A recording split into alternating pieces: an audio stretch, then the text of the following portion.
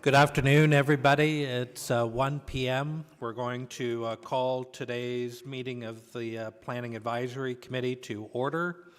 All reports and recommendations today will be forwarded to the regular council meeting of February 22nd. Could I have a motion to adopt today's agenda? Mayor Letham, seconded by Jason Willick. All in favor? That carries. Thank you. Any declarations of pecuniary interest on today's agenda? Seeing none, we'll move right into public meeting reports. As required under the Planning Act, a public meeting is being held prior to the committee making a recommendation on these applications. The purpose of this public hearing is to allow the committee to gather information on the applications before us, to hear those wishing to make oral submissions on applications, and to allow the committee to ask questions of the applicants, interested parties, and staff. Everyone who makes a presentation at this meeting is requested to provide their name for the public record. In the interest of time, the committee respectfully asks that you keep your presentation to no more than 5 minutes. When called, please turn on your video and turn off your mute and state your name. We're going to start with 3.1, an application to amend the Kawartha Lakes official plan and Township of Emily zoning bylaw 1996-30 at 614 Shamrock Road, Omemee. Jonathan, go ahead. Thank you, Mr. Chair. Good afternoon, Planning Advisory Committee. Bear with me here while I get my presentation shared for you folks. I'm just going to share my screen here.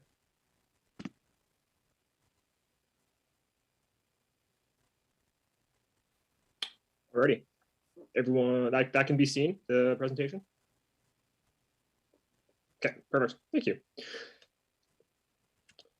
So this item is a proposed official plan amendment and zoning bylaw amendment for the property located at 614 Shamrock Road in the Township of Emily. You can see on the map that it is a uniquely shaped lot, which plays into the proposed amendment quite significantly.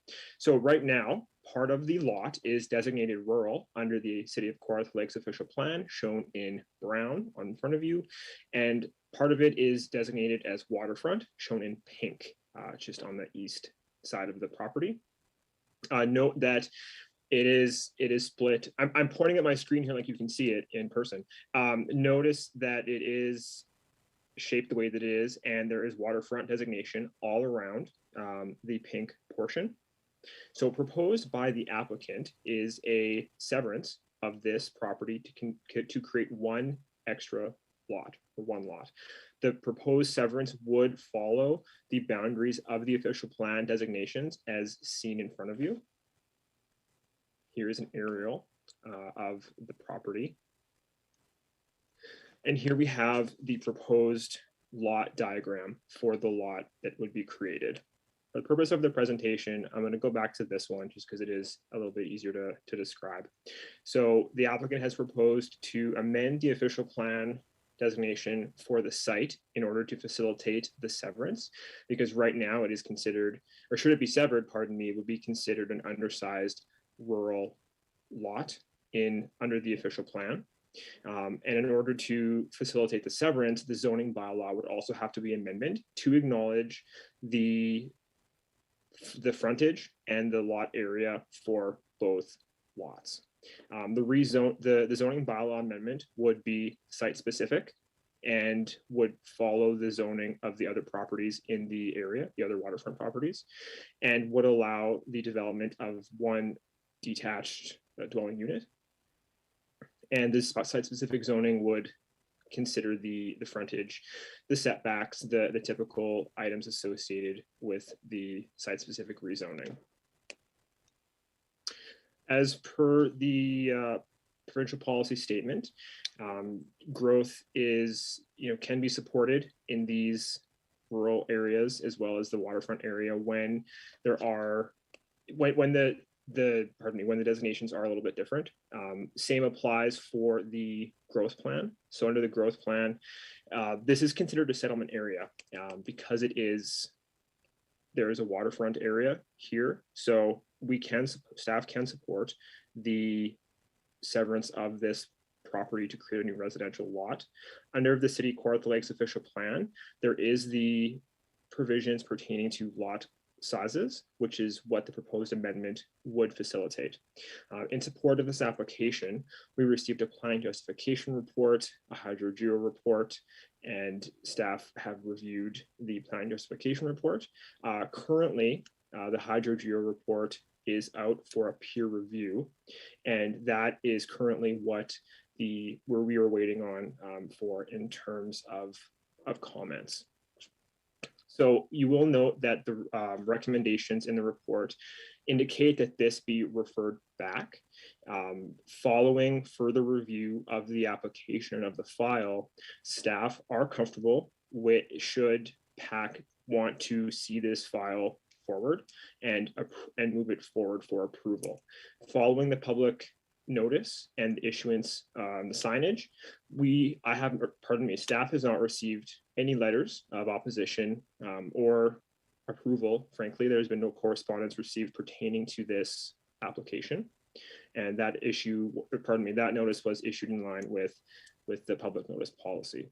So respectfully, given the unique split designation of the lot, considering that our review concluded no policy non-conforming issues, staff would be okay should the Planning Advisory Committee wish to move this forward for approval, despite the recommendation asking for a referral back. Just noting that the hydrogeological study is underway, but generally we would be okay should it want to move forward otherwise. Thanks, Jonathan. Committee, any questions of Jonathan at this point? Okay, seeing none. Does the applicant, owner, or agent on behalf of the applicant, owner wish to speak to the application? Good afternoon, Mr. Chair. It's Hugh Stewart from Clark Consulting, and we're pleased to be here just to answer any questions that the committee have, and I'm pleased with the report that Jonathan has given. Thank you.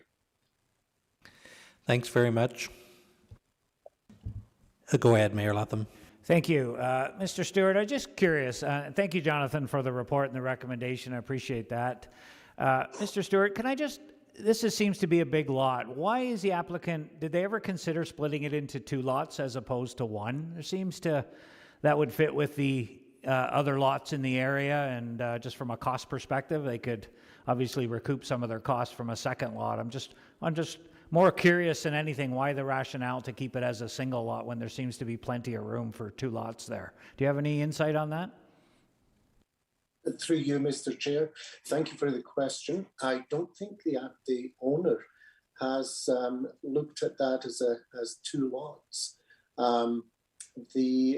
The configuration of the road at that point, this lot is right on the top of the hill, and they have not looked at this as two lots, just as a single lot. I can't say any more than that. Thank you. No, that's fine. Thank you. I was just curious. Any other questions for Mr. Stewart? Okay, seeing none. Does anyone wish to speak to this application?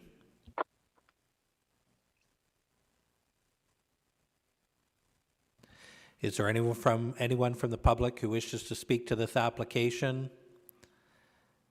Going to call a third and final time. Anyone wishing to speak to this application?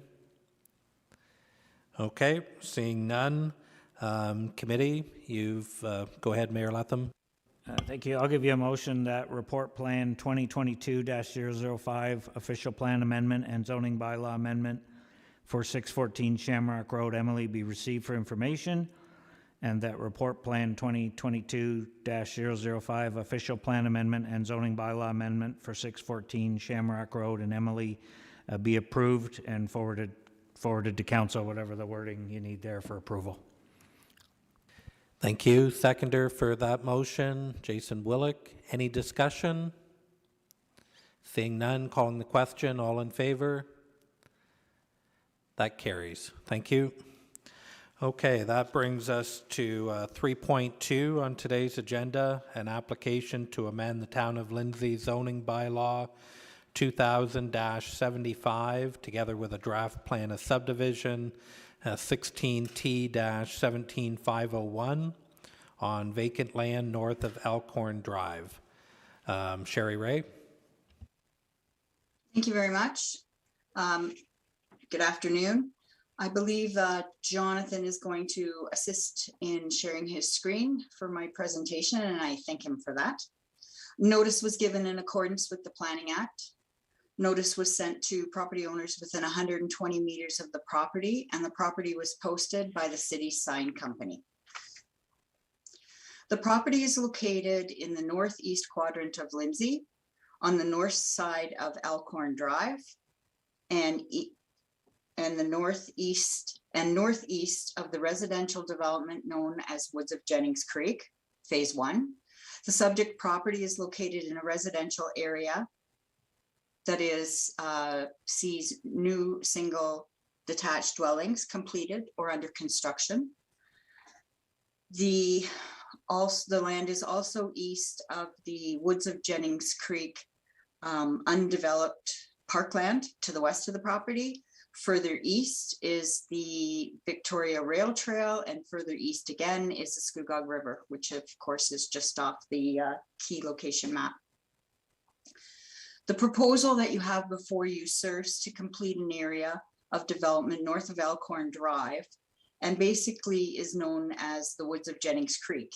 It was originally thought to be in 3 phases. So the application you have before you has been submitted as a revised application for zoning bylaw amendment, together with a draft plan of subdivision. And this is what's shown on Appendix B. The applications were originally submitted by a company known as Dunster Investments, Inc. in 2017 for Woods of Jennings Creek Phase 2. The property was subsequently sold and purchased by the current owner, Regis Homes Limited, care of Spencer Feely. In the report, there was a typo for Mr. Feely's name to Freely, and we apologize to sir for that. The application for draft plan of subdivision will create a 63-unit residential plan of subdivision consisting of 9 lots for single detached homes, 7 lots for 14 semis, and 10 blocks for 14 townhouses. And the townhouses, of course, are in the middle. There is a progression from single detached dwellings in the south through to the semis along Spencer, and then into the mid-range development of the towns, which of course is surrounded by the passive recreational park Woods of Jennings Creek. So quite well laid out. To create the individual towns, they're not condominium.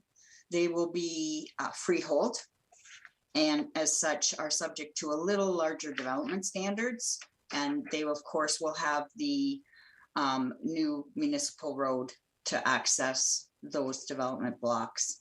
The applicant is also applying to lift the holding 1 provision, as the Northwest Trunk Sanitary Sewer has been commissioned, and the payment of the Northwest Trunk Municipal Act capital charge. The report has that it is intended to be paid. We have heard from the applicant that payment has been made. We're just seeking the receipt, but staff will not have any difficulty lifting the H if that has been confirmed with planning. The report lists a number of background studies in support of the proposed development. The supplemental planning justification report was included, a draft zoning bylaw amendment, a revised draft plan of subdivision, a design analysis, which staff took the liberty of attaching to the report, so committee can get an idea specifically with respect to the towns, what the profile of the towns might look like. A phase 1 environmental site assessment was completed, which determined that a phase 2 was required due to some stockpiling of fill on the property. What's interesting to note is that there's also a number of additional reports that were submitted in 2017 that remained within an acceptable time frame for analysis for development. In particular, this was a functional servicing report and a stormwater management report, both prepared by Grech and Associates, who at the time were working for Dunster Investments. The new owners have a new consulting engineer, and staff has requested some additional information and confirmation through that engineer for the development as it speaks to the Grech reports. An environmental impact assessment was also completed in 2017, along with the stage 1, stage 2 archaeological assessment. The applicant, once again, because of the passage of time, the applicant is working with Curve Lake First Nations to address their areas of concern or interest, not really concern, but interest with respect to their traditional treaty territory. The report also outlines briefly the development in the context of provincial policy with respect to the growth plan and the provincial policy statement. The report notes that the applicant has submitted the appropriate technical reports, and they are out to staff, both internal and external agency, for review.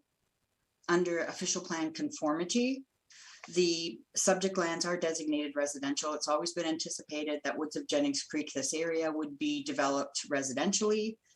The residential designation permits a variety of dwelling types, subject to low, medium, and high density provision policies. There is no high density.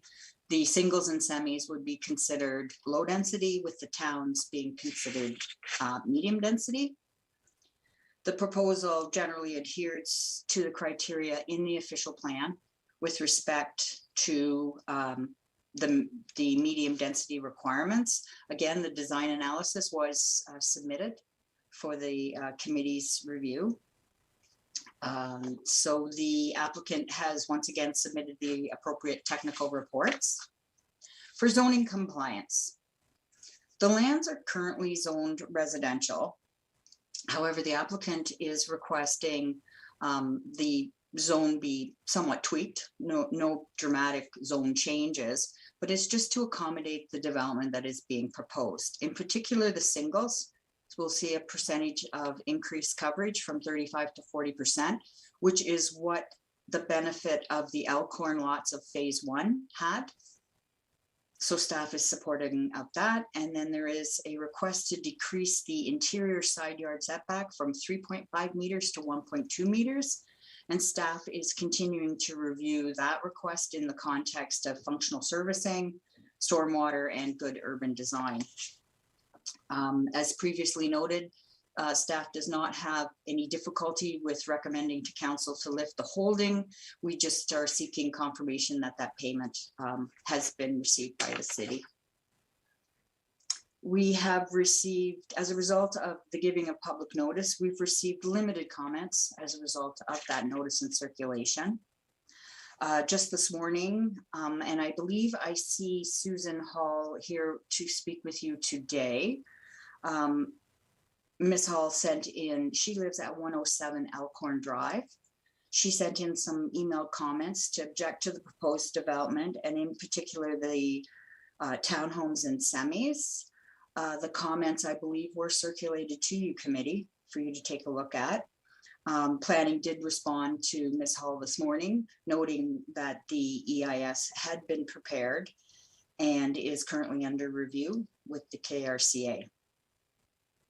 The last issue we just would like to bring to the committee's attention is correspondence that we received from the clerk's office regarding the street naming policy. So this is a little bit of a new issue. The clerks, subsequent to the clerks identifying, if John, could we go back one slide? If you see on the proposal for phase 2, there is a proposal to extend Victoria Avenue North to the northern limit of the property, which would then become William Street North. And interestingly enough, if you look on the key map in the southeast portion, you'll see William Street North coming from the south, which has a terminus with other lands owned by the applicant.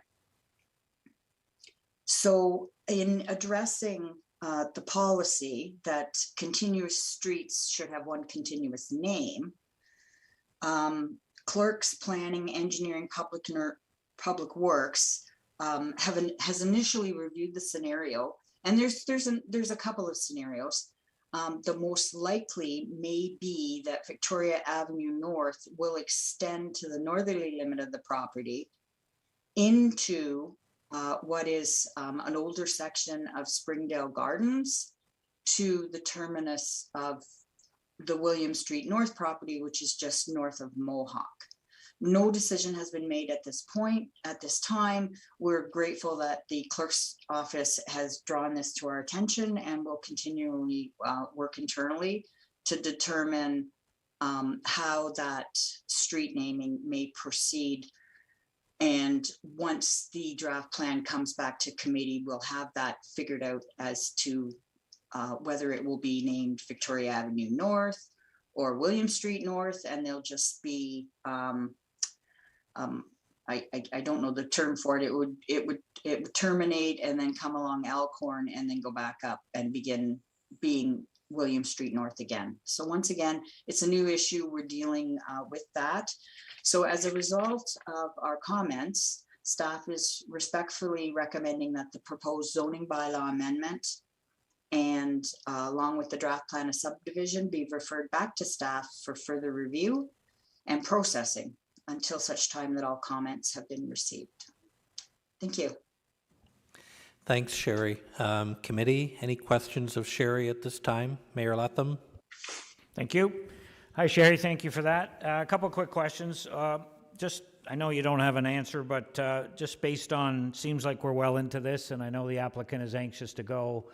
When do you foresee this coming back, ballpark, back to this committee for hopefully draft plan and the zoning amendment? I would probably say 2 to 3 months. If John, is it handy that that screen is still available for the location map? Yeah, you bet.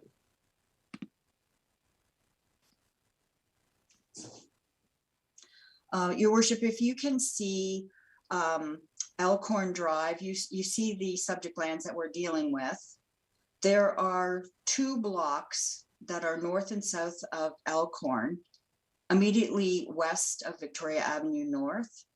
And they are development applications that we have to lift part lot control to create more lots on north and south of Elkhorn Drive. And staff is also working with the applicant on that submission.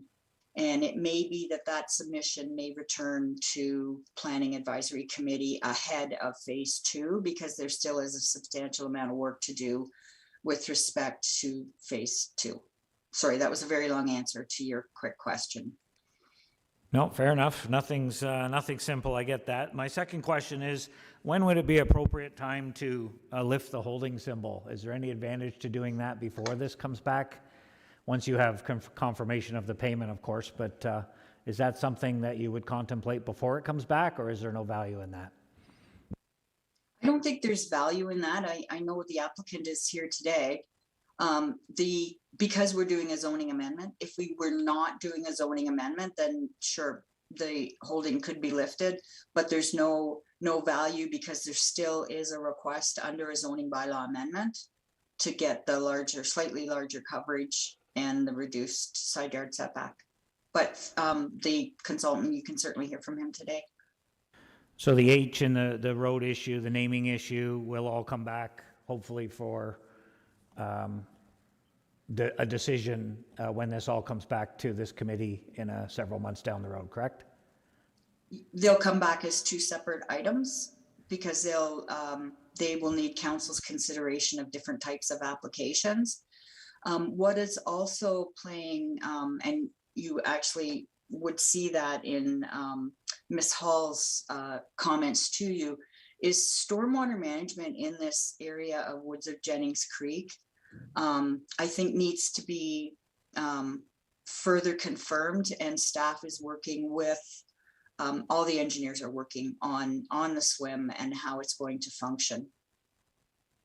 Okay, Because we thanks, are Sherry. adjacent to the Woods of No, Jennings Creek floodplain. That's helpful, thank you. Go ahead, Councillor O'Reilly. Thank you very much through you. Thanks, Sherry, for the report. Could you just comment on your reply back to Ms. Hall today? Because it probably just was addressing the low density and the Conservation Authority as well.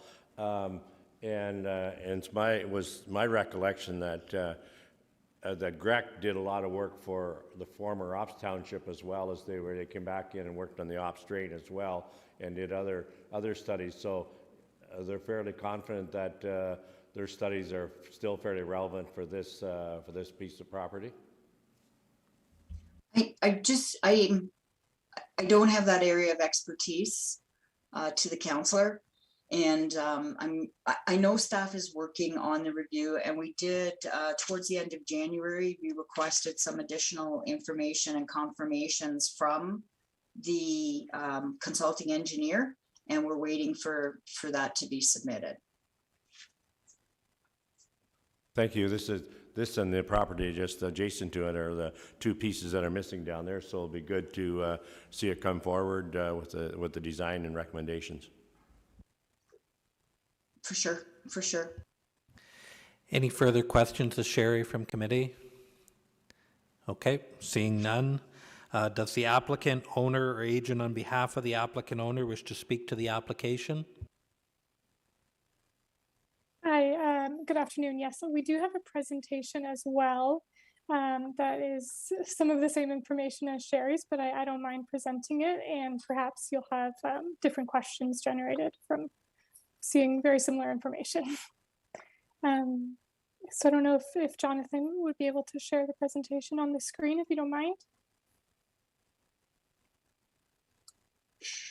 Let me check. Sorry, I wasn't prepared for this presentation to be shared.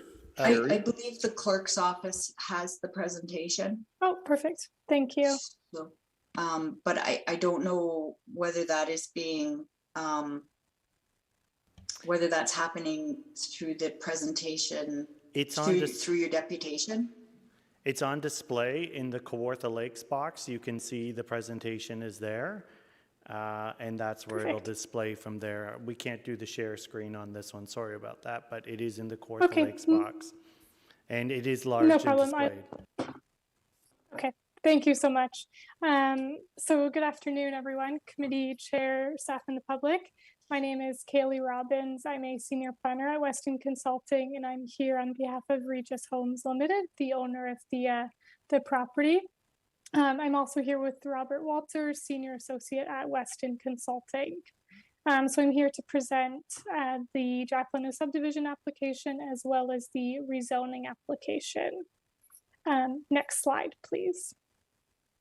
So as you know, the subject property is located north of Elkhorn Drive in Lindsay. It has an area of approximately 3.6 hectares and is part of a multi-phase project as detailed by Sherry. You have the phase 1 lands to the south and west, and then future phase 3 lands, which is just in the due diligence period.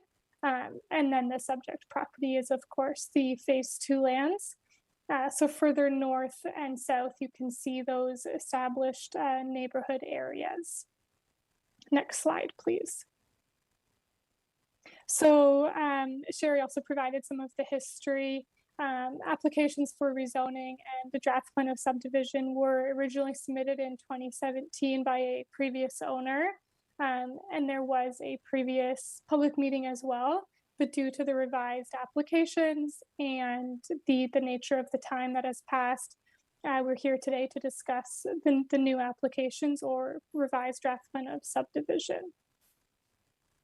Next slide, please. Thank you.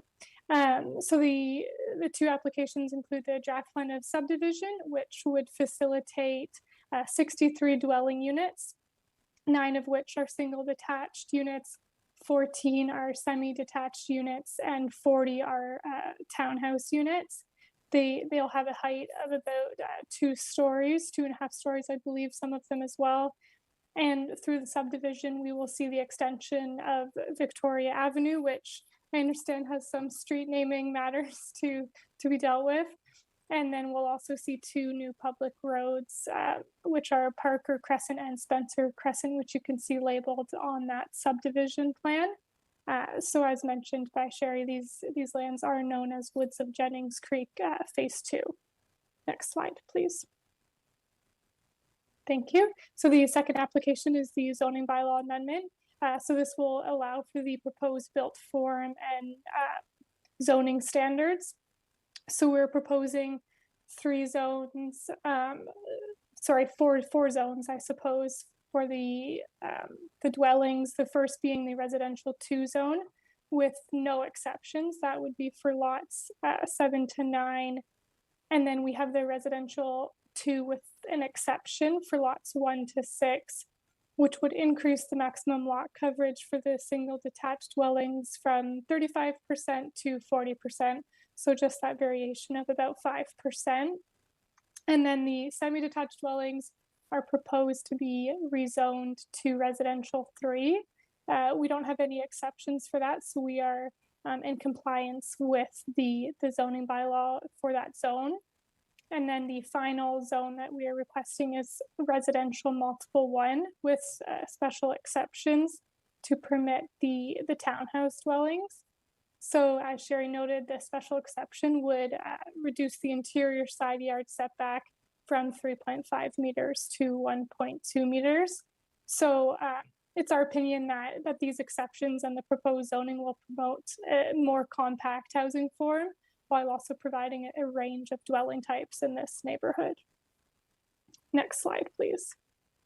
So as Sherry noted, the Town of Lindsay official plan designates the subject property as residential, which does permit a range of residential uses, as seen with the proposed subdivision. The maximum low density is 25 dwelling units per gross hectare. So this proposed subdivision achieves a density of 19 units per hectare. So it is less than that low density maximum. So the proposed subdivision and rezoning applications do conform to the official plan. Next slide, please. Thank you. So the current zoning on the property, as Sherry noted, is residential 1 with that holding provision. I won't go through those items again, but we are working to confirm that they've been satisfied, and through this process we will be able to remove the hold, but we'll be discussing that with staff further. That's no problem. Next slide, please. So there have been materials submitted, first with the original 2017 submission, and then again with this new submission. I won't read it off for you, mostly because the screen's pretty small on my end, but they are accessible and available to the public if need be. And it's my understanding some of these may be updated based on comments received. So thank you. And next slide, please. Great. So yes, thank you for allowing us to provide our comments and an overview of the applications. And if you have any questions for us, we're happy to try to answer those. Thank you. Committee, any questions of Carly? Okay, seeing none. Is there anyone who wishes to speak to this application? Yes, Susan Hall. Go ahead, Susan. Yes, I have several concerns of what I was just hearing, and I bought into this Elkhorn Drive, Woods of Jennings Creek subdivision. in 2019, expecting to have similar homes built in the area of single-family dwellings, and being an area of concern for and a real nice natural environment with Jennings Creek, woods, the beautiful mature trees, the river, the trails, all reflecting that feeling of further single-family dwellings in this area. We have, you know, the neighborhood has really high assessments and thus pay quite high taxes. And to throw in two townhouses into this area, you know, and different housing, mixed housing, I think is unfair for the single family dwellings that are currently here. You know, it's a beautiful natural area, and it's sad when I was walking down the street, baby turtles walking down the street, displaced from construction, birds flying into my windows, and you know, it's a bird fly zone here. It's a beautiful area. And another thing you mentioned about reducing side lots and things like that. Like right now, even I'm finding it very hard in between the houses to throw, like you have to throw the snow 8 feet high in between the driveways. You know, I've seen areas where townhouses have, you know, where do they throw their snow? Semis, where do they throw their snow in the winter?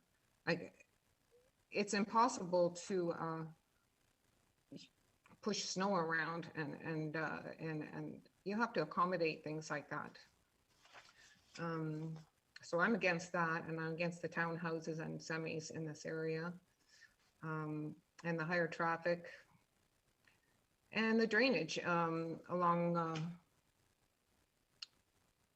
Jennings Creek in the spring and during high rain events.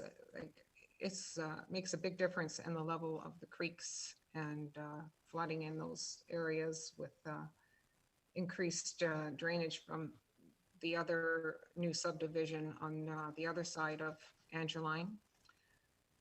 And also there was a spring-fed pond in this subject area that just disappeared and was covered over. And I would like to have some answers about that. There's some sort of a monitoring well there now. I think that it was quite a substantial pond, and it was just covered over. I don't know if they had permitted to do that, but it's pretty concerning to me that the environment is not looked after. And that's my comments. Thank you.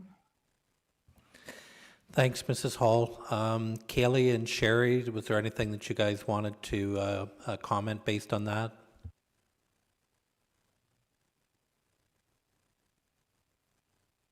Okay, committee, any questions? Councillor O'Reilly? Sorry, Mr. Chairman, it's Robert Walters at Weston. Maybe I could provide some response. Sure, go ahead.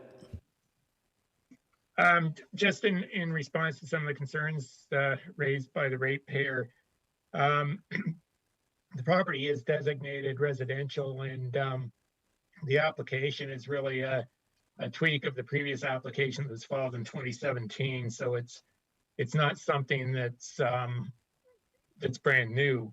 It has been discussed before at a previous public meeting. The other thing is, in terms of the snow for the townhouses, the driveways for the townhouses would probably be twinned. They're 6 meter wide lots, so that gives 6 meters between driveways for snow storage. We've also done environmental impact studies, and traffic has been looked at, and there's a stormwater drainage report which is being reviewed by the Conservation Authority, by City Development and Engineering. So these issues have been looked at. As you likely know, this proposal is in line with provincial policy for more compact development, and it does provide transition between the single family to the south and town housing to the north. And there are a number of studies out there that indicate that property values do not devalue with this kind of development. So I'll just leave it at that. Thank you very much. Thank you. Councillor O'Reilly, you had a question? No, it's maybe just a comment. You answered most of what I was going to ask, but I just said with the economy and with the price of houses today, and I think it's important. I know we're getting other proposals come forward, and we're looking forward to getting some mixed uses, because for young people who get in to be able to afford townhouses may certainly be an entry level for some people, and I think it does meet the requirement, the medium and low density requirements in it. And I know a number of the other subdivisions are coming in, they're looking at mixed uses as well. Thank you. Is there anyone from the public who wishes to comment on this application? Any other public members wishing to comment on this application? Okay, seeing and hearing none. Committee, there's a recommendation before you. Councillor O'Reilly. I'll give you the recommendation, the report plan to 2022-007, part of lot 24, concession 5, geographic township of Ops, former town of Lindsay, Regis Homes Limited, application D05, 2017-001 and D06, 2017-019 be received, and the planning 2022-007 respecting application D05 2017-0101 and D06 2017-019 be referred back to staff to address the issues that today and raised through the public consultation process, and for further review in the processing until such time that all comments have been received from all the circulating agencies and city departments, that any comments and concerns have been addressed. Thanks. You picked a big one to tackle today. Is there a seconder for Councillor O'Reilly's motion? Wayne Brumwell. Any discussion? Seeing none, calling the question, all in favor? That carries. Thank you. That brings us to 3.3 on today's agenda, an application to amend the Township of Fenland zoning bylaw 12-95 at 10 Goodman Road, Rosedale. Mark LaHaye, go ahead. Good afternoon, members of Planning Advisory Committee. I will attempt to share my screen here, and that works out. Everybody can see that. Notice for this application was given to each assessed landowner within 120 meters in all applicable agencies and departments. A sign was also posted on the property in accordance with the Planning Act. The subject property is located within a hamlet settlement area within the hamlet of Rosedale and contains an existing seasonal dwelling and a boathouse constructed in the 1930s, and 3 cabins that were previously used as seasonal cottages within the tourist commercial zone that were constructed in the late 1960s, according to the submitted application. John Fox is going to build a house. The owner has applied to rezone the eastern portion of the property from the tourist commercial zone and hamlet residential zone to a hamlet residential exception zone to permit the redevelopment of an existing dwelling and establish applicable development standards to recognize reduced water setbacks at 9.3 meters on the eastern side and 12 meters on the western side of the proposed replacement dwelling, and to rezone the western half of the property from a tourist commercial zone to a hamlet residential zone to permit a residential use. The effect of the amendment will facilitate the redevelopment of the subject land to permit an existing seasonal dwelling to be replaced with a new dwelling with specific standards for reduced water setbacks on the eastern half of the property, along with permitting residential use on the western half of the property, which could be facilitated through a future application for official plan amendment and consent to create one waterfront residential lot. Various documents and plans were submitted by the applicant in support of the proposed amendment. Further evaluation of the submission is ongoing. The application is being further evaluated for determining conformity with the policies of the and consistency with the provincial policy statement and conformity with the policies of the city's official plan relating to expansion or reconstruction of existing buildings and structures that are permitted uses within the policy setback to the water. Since the writing of this report, we have received some questions from the public, including from Mr. Eastman and Ms. White from 22 Lambs Lane, inquiring about the proposal, as well as specific water setbacks and information that's related to the proposed site plan, grading plan, and access, as well as the future residential use. They were also interested in requirements for participating in the meeting. And another request came in from another resident for information about the meeting as well. We have also received comments from the chief building official in Enbridge, noting no concerns. Comments that have been received from the Kawartha Conservation indicate that they do not have concerns necessarily with the scoped environmental impact study and addendums per se. However, they noticed the proposed replacement dwelling is within a flooding hazard, and permits and will be required, and specific policies will need to be met. And the flood limits on the submitted drawings also do not currently match their mapping for the area. Kawartha Conservation does not presently support the rezoning of the western half of the property for the future residential use at this time. There's also concern with the shallow groundwater investigation due to exceedances of certain contaminants, which may require further investigation, mitigation, and remediation, and follow up with the Ministry of Environment, Conservation, and Parks. We have also not received any specific comments relating to the karst investigation at this time. Background information which has been submitted in support of the application has been circulated to the appropriate departments and agencies for review and comment. At this time, comments have not been received from all circulated agencies and city departments, and the comments that have been received from Kawartha Conservation require some further review and response from the applicant. In consideration of the comments and the analysis contained in this report, staff respectfully recommends that the proposed zoning amendment be referred back to staff for further review and processing until such time as the comments have been received from all circulated agencies and city departments, and that any comments and concerns have been addressed. Thank you. Thanks, Mark. Committee, any questions of Mark at this time? Okay, seeing none. Does the applicant, owner, or agent on behalf of the applicant owner wish to speak to the application? Yes, through you, Mr. Chair. Thank you, and good afternoon, everyone. Thanks for having us here today. My name is Diana Kay. I'm from DML's Associates Limited and the consulting planner on this application and representing the owner, Mr. Steve Hunt. My client and I acknowledge staff's report to defer the application until all comments from circulated agencies have been received. We also understand that comments were received from neighboring landowners. So in an effort to provide more information and clarity on the application for the public's benefit, as well as KRCA, I will just provide a brief overview of the application itself. So as Mr. LaHaye has mentioned, the rezoning applies to property known as 10 Goodman Road in the hamlet area of Rosedale.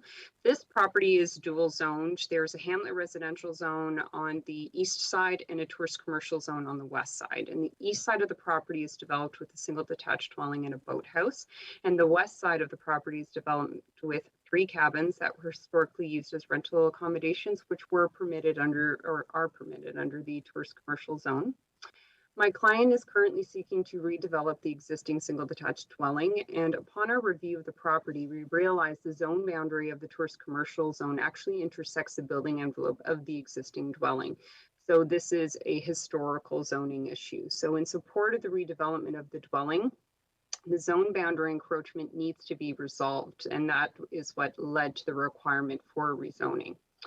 So as the property has ceased to be used for any tourist commercial activity, it would be appropriate to rezone the west half of the property of the tourist commercial zone to a more appropriate hamlet residential zone, as this is what's consistent with the zones and development in the immediate proximity of the shoreline and the subject property.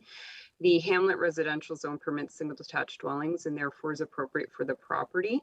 It would also have a less impact on the waterfront as well as the surrounding land uses to move from a high traffic, high tourist commercial type use to something a little more calming like a Hamlet residential zone. In addition to that, the rezoning will also permit a reduction in the water setbacks. So the existing dwelling is considered legal non-complying. It does not meet the current 30-meter water setback. So in an effort to remain as compliant as possible with the zoning, the proposed redevelopment is moving further away from the water and closer to the road to the extent possible on the east side. It will remain deficient as a result of the driveway and the property entrance. So on the east side, the existing water setback is 8.4 meters, and we're proposing to increase this to 9.3 meters. So an increased setback of almost a meter. However, on the west side of the proposed development, we are seeking a further reduction into the water setback from what is existing. And this is in order to accommodate the septic system. So the existing dwelling is actually serviced by a holding tank, and that is located behind the boathouse, so very close to the water. As holding tanks are no longer accepted as an option for sewage, my client is required to update the holding tank to a conventional septic system. So in addition to that, we also need to meet official plan policies where septic must be located as far away from the water as possible.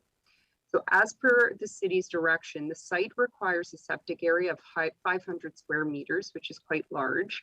Additionally, our septic designer has provided that the most appropriate location for the proposed septic system is between the existing house, the building envelope, and the road.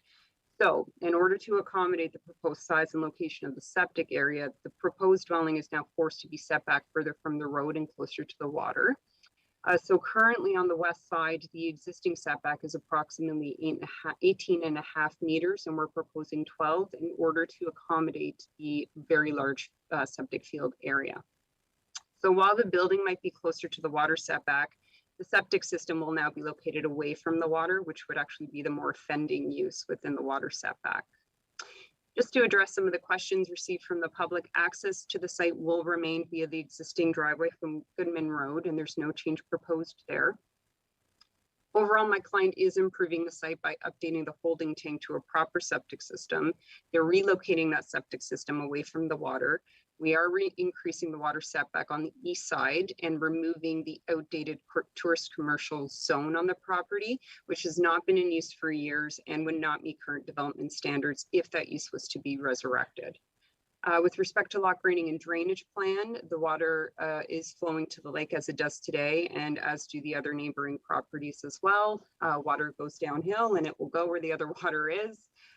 Currently, there are no plans for the tourist commercial side of the property. Right now, my client is focused on the redevelopment of the existing dwelling. So anything that would happen on the proposed rezoning of the tourist commercial to the Hamlet residential would be something to look at in the future.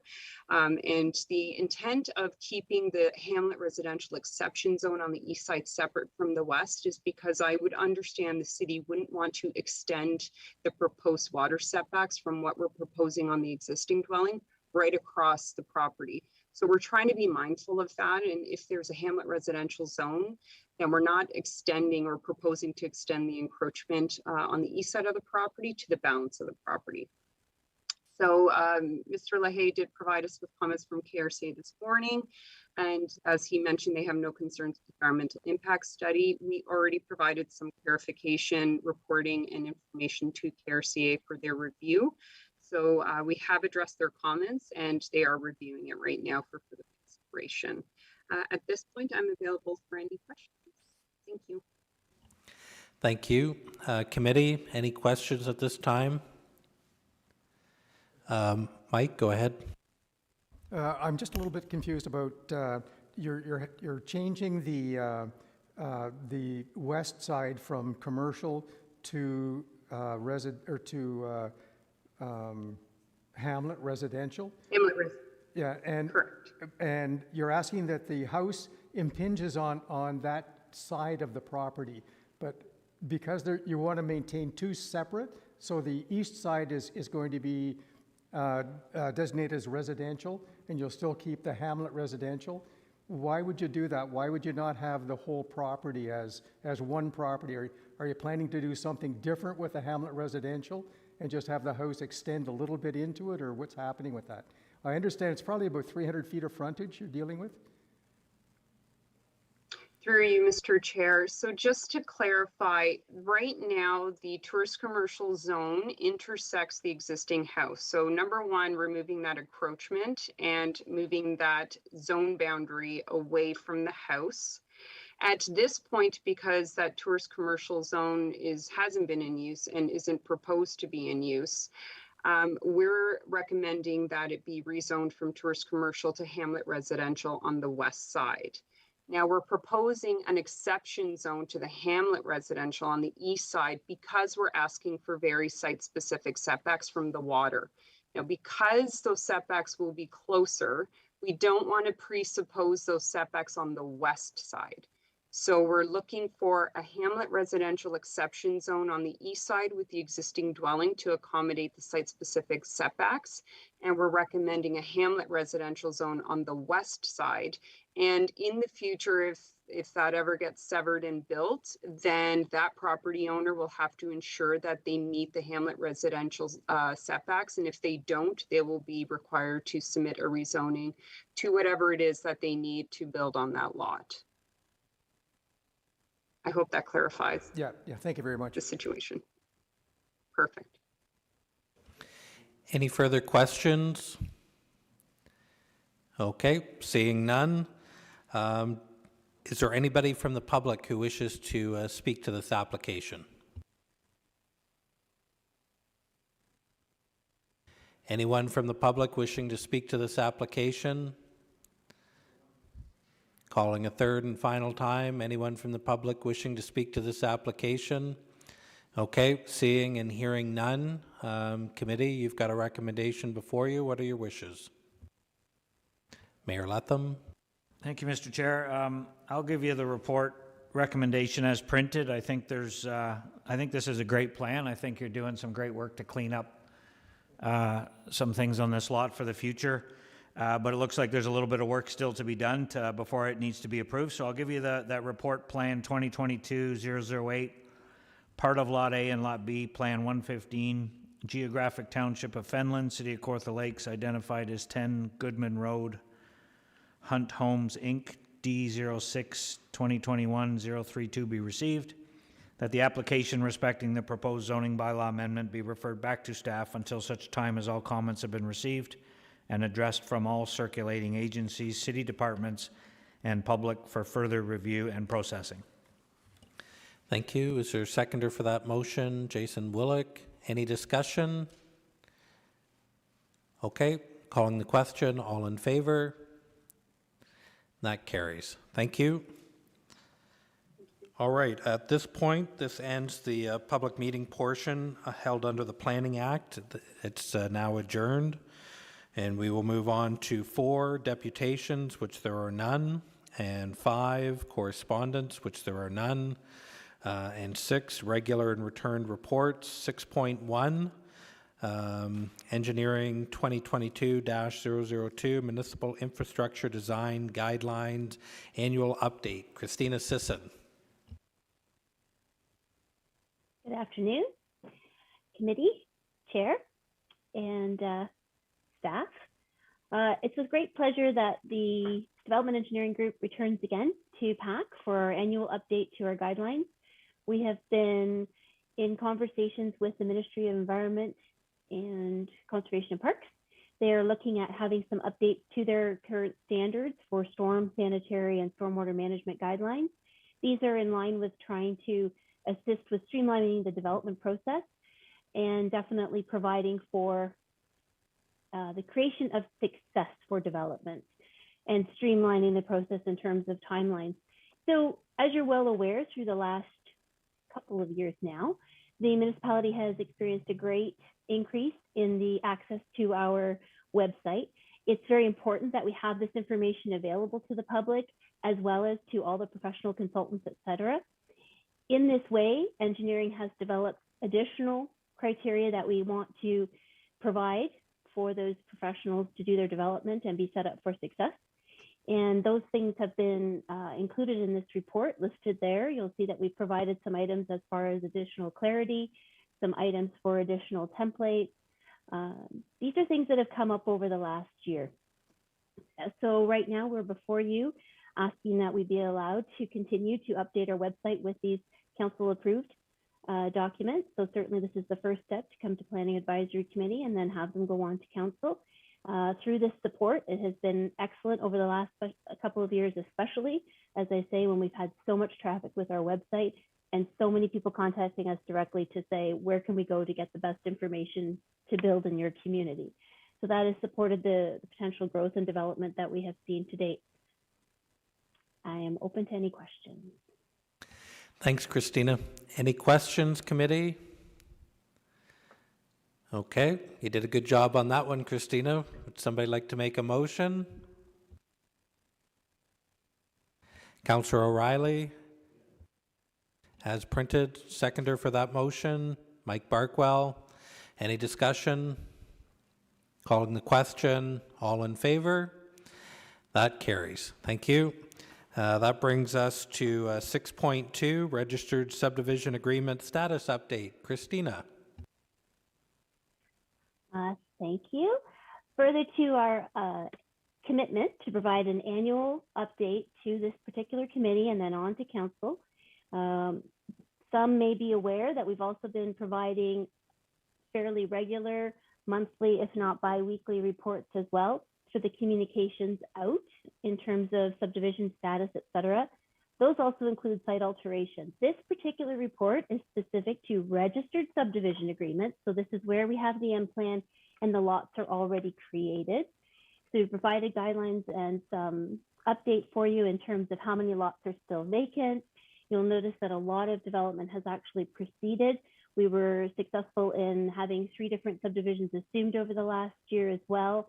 On this particular chart, you'll note that we have expectations for several assumptions this year of some critical developments that as long as those subdivisions are developed, then we will actually have some time to work on the new development that's being proposed for our community as well. So we actively in the development engineering team work to manage these projects, provide that support, provide the communication, provide the timelines to the parties that are participating in an effort to keep them on schedule, to understand their schedule, provide that communication out to everyone, and then try to appropriately align our staff commitment in terms of coming forward for reports to yourselves for assumption, et cetera. So we're really working in the background to try and keep these projects on track. I recognize you will see some here that have been ongoing for quite a while. We have been working diligently over this last year. I had hoped to have a couple more registered before I reported to you, but we are here today with 3, I believe, have been registered in the last year. So, and we're looking at a lot more this year, as you're likely aware from all of the activity coming in from your planning application. So again, I'm open for any questions, and we're quite comfortable with our scheduling, but as I say, it takes a little bit of a push to keep everybody on track. Thanks, Christina. Councillor O'Reilly, go ahead. Thanks very much for the report, Christina, and for that good work getting all those subdivisions last year that you did get brought up to date and up to speed. There's just a couple questions on, for example, Cameron, and there's a couple of 4 wins on the default. You and I have talked about 4 wins before. Is there any update on that, Christina, or what is there typical issues for default, or are they just individual issues with individual subdivisions? Certainly, through you, Mr. Chair, to the councillor and to the committee. In looking at the Cameron Estates Westlake subdivision, there are some significant challenges there in terms of the amount of security and the amount of work outstanding. Our Director of Engineering Corporate Assets is currently reviewing the situation. We are involved with our legal review as well to determine what the next best steps are. But it is certainly a legacy project which has informed us and provided us with the guidance to pursue on an annual basis confirmation that the security this municipality is holding is sufficient for the outstanding works. And that has been that was the single most critical piece in terms of initiating that conversation with the developer, Mr. Westlake, on that property. And while he proceeded to complete some works, that developer wasn't particularly pleased with how much work was left outstanding. So there is significant review being done at this time, and I'm not exactly sure of the next steps and how quickly. So that's one of the ones that we've got on hold. In terms of Four Winds Phase 3, we have a better news story there. We have sufficient security, if not additional security. And while that one development has entered into default, we have successfully this last year, over 2021 and into 2022, received additional information to try to keep that one on track. And we are now pleased to announce that we are in a maintenance phase with that particular subdivision. So we've made great strides to work with the parties. It did take, as I say, there are two ways to approach these. One, having confirmation from the engineer and the developer that there's sufficient security. That tends to be the first way that we get attention in terms of where are you at and how quickly can we get on board with you to get something done here for our existing residents and the future residents involved. And then the second important critical piece is to actually use our agreements, the language in our agreements, to support being able to go forward and say you are in default, and then work with those parties in an effort to get the works done satisfactorily to the city. Those are the mechanisms that I speak about when I say we have to provide project management. The implementation of the subdivision is the critical piece to keeping on top of whatever is going on in our community. So we often find that we are the ones that are out, we run around, we do inspections, we do drive-bys, et cetera, to try to determine where we're at. And then we have a constant template of communication that we're engaging with those parties to try to stay on top of the implementation. The design and the draft plan that we've been discussing earlier with Elkhorn, et cetera, is a very important critical piece. The implementation is a 5 to 10 year process afterwards. And this group, this municipality, this corporation is working to try to minimize that time frame. And there will be some follow-up I'll be bringing back to PAC in terms of, or this committee, for consideration, and that's through the subdivision agreement. Additional measures, as I say, in concert with these items that we're bringing today and updating you, we can report on success in terms of assuming legacy projects and moving forward and supporting new community developments coming in by staying on top of the project management and having those key pieces in our subdivision agreement template. I know that was a rather long answer. So. Thank you for that, Sherry. And also the one on Manorview, I realized you in the report is Denfield and Selena. Is there any update on the, nothing's changed on Matchett or G? Nothing's changed on Matchett and G. We're working to get some status update from the developer there. We'll be doing that. And then in addition, on the Manorview one, that was a Wilson Staples project. And the challenge there is that the Ministry of Environment is involved as it relates to the stormwater management pond. So it was a legal issue raised by the Ministry of Environment as well as the city. So we're in discussion with our city solicitor on the next steps for that one as well, and an update from the ministry on where they're at. Thanks. Any further questions? Okay, looks like none. Somebody like to make a motion? Mayor Letham? Yeah, I'll give you the motion as printed. Thank you. Seconder for that motion, Wayne Brumwell. Any discussion? Calling the question. All in favor? That carries. Thank you. 6.3, assumption of trails of the Kawartha subdivision. Lindsay. Christina? Thank you. This report is specific to the stormwater management pond being assumed. This is another example of lessons learned.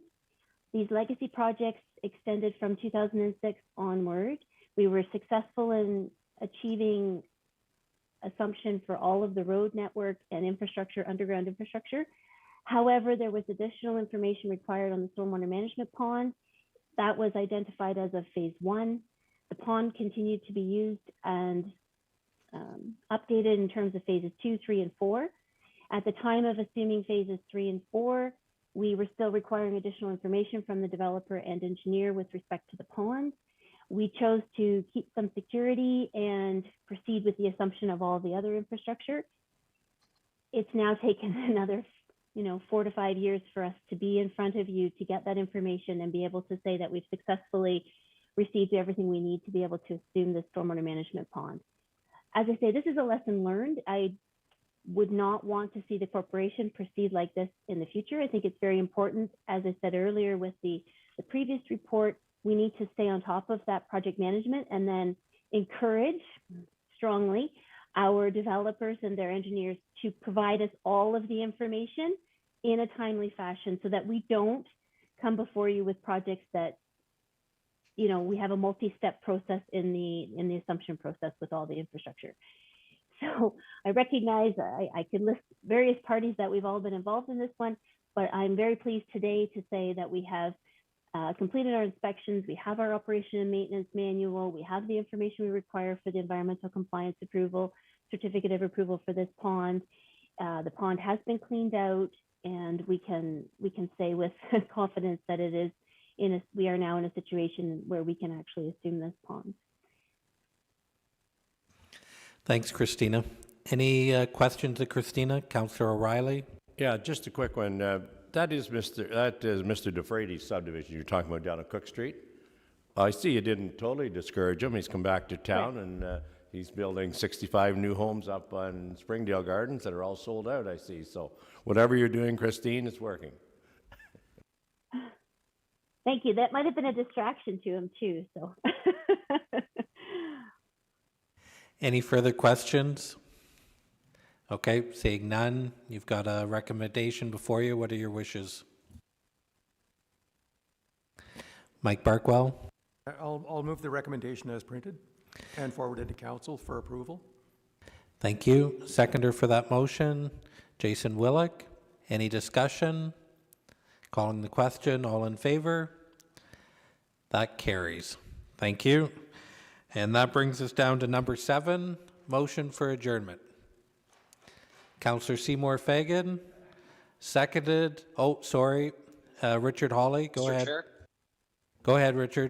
I just wanted to let you know that the SharePoint website has been set up and the document, the spreadsheet has been loaded, and you should be getting everybody should be getting an email sometime by the end of this week from our IT department on how to access it. Thanks very much for that, Richard. Richard, it's Andy. I think Mike Barkwell's buying us all a beer. Thank you. It's an early one. When I get the email. All right, so we've got a motion for adjournment from Councillor Seymour Fagan, seconder Wayne Brumwell. All in favor? That carries. Thank you. Motion adjourned. Thanks for your time, everyone.